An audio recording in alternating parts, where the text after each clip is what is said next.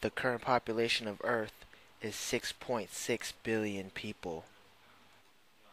By the year 2040, this number will rise to 9 billion. 9 billion people. Where will they all live? How will society breathe under the weight of so many people? Cities are expanding their borders every day, spreading out to fill more space, cutting back farmlands and forests to make room for more, more, more. With these larger cities comes the problem of population density, crime, overcrowding, lack of jobs, pollution, and the sheer energy it takes to feed and keep these people comfortable. Land space is limited, and there are not enough farms to feed the cities. There's not enough power to keep the city alive. How do we overcome this? How do we deal with numbers this large and growing larger every day? Is there a way to keep expanding and expanding without losing land, without starving, without running out of energy? Technologies exist now that can convert cities from dead spaces of concrete into green spaces able to produce their own food. Green roofs and vertical farming technology can be used to generate food and help clean the air. Innovative designs can lead to green spaces where before there was only concrete. Algae can be used to create food, fuel, and energy.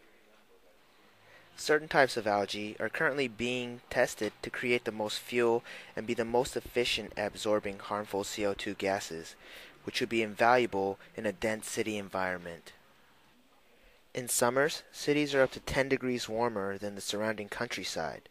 How to deal with this added heat is an issue every city will have to face.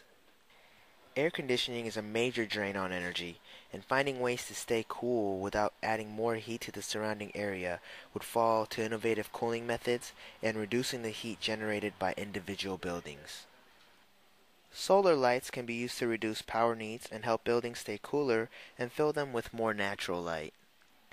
Solar energy can be harnessed on our buildings, using that endless resource to shave off demand for more and more energy.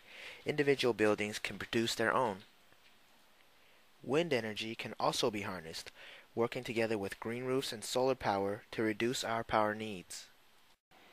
In crowded cities, transportation is key. Bad transportation solutions lead to more cars on the road, which only contribute more to congestion and pollution. Rapid transport, rail systems, and other low pollution methods of getting people from place to place would be an absolute necessity. But what do you do with all the people? Where do you house billions of people without spreading further and further out? How do you deal with the problems of a population that spreads our meager resources thin with sheer, overwhelming numbers? For centuries, humanity has been building taller and greater buildings. With the technology we have available today, we can stop the urban sprawl and build a solution to our problems.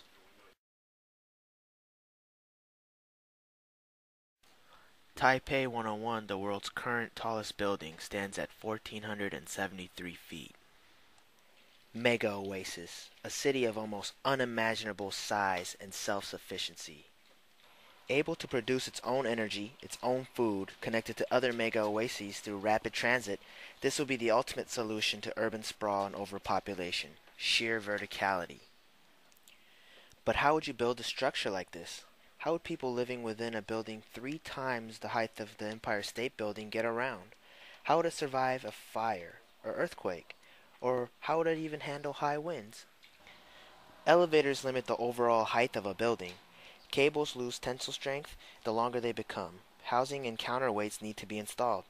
Power must be supplied. Mega Oasis will get around this problem by using several cars that will move along a vertical track, moving people up and down the length of the structure or from level to level. Around each ring of Mega Oasis, a tram would carry people from one side of the ring to another. In denser cities with more than one Mega Oasis, these trams would carry passengers from one Mega Oasis to another. High wind and earthquakes would be handled by several mass dampeners within the structure. These heavy devices would sway in opposition to any wind or earthquake. In the event of a fire, the greatest danger would normally come from smoke, but Mega Oasis has an open structure, allowing smoke to vent out and not build. Fire-resistant walls on floors would keep any fire contained. Mega Oasis will provide living for 50,000 people and over 150,000 jobs for the local population. Mega Oasis, the solution to the problem of overpopulation.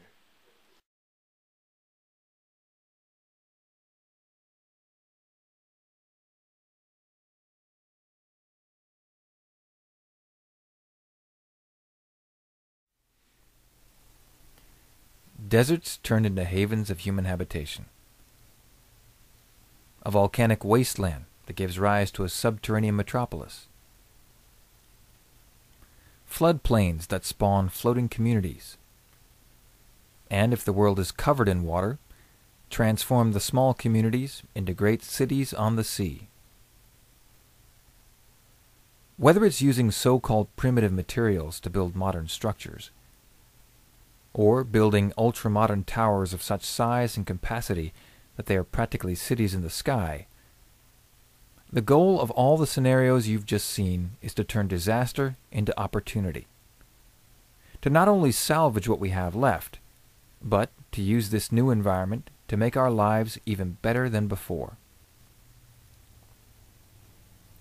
Green technology is the first step in that process, and it's up to us to put our technology to work to ensure our survival, just as our ancestors did with their technology long ago in the wilds of planet Earth.